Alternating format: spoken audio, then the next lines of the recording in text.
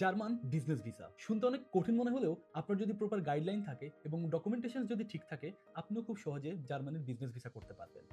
চলুন আজকে শুনে আসি আমাদের একজন গেস্টের মুখ থেকে উনার নিজের অভিজ্ঞতার কথা।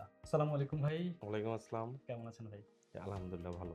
আচ্ছা ভাই, আপনি তো রিসেন্টলি আমাদের মাধ্যমে জার্মানির বিজনেস ভিসাটা করেছেন। তো আমি আপনার জার্মানির বিজনেস ভিসার যে জার্নিটা সেই সম্পর্কে আর কি কিছু জানতে চাচ্ছিলাম।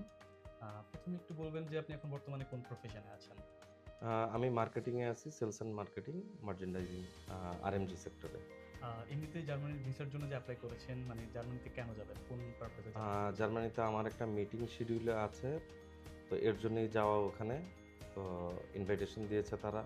আমাকে ওখানে অ্যাটেন্ড করতে হবে। আমি এবং আমার এক কলিগ যাব। আচ্ছা, আচ্ছা, বুঝতে পেরেছি।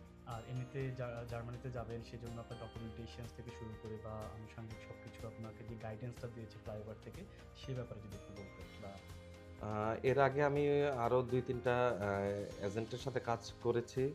তো তাদের গাইডেন্স কিছু ওখানে ডকুমেন্টেশনে কিছু গ্যাপ ছিল। যার কারণে এর আগে বেশ কয়েকবার রিজেকশনও হয়েছিলাম আমি।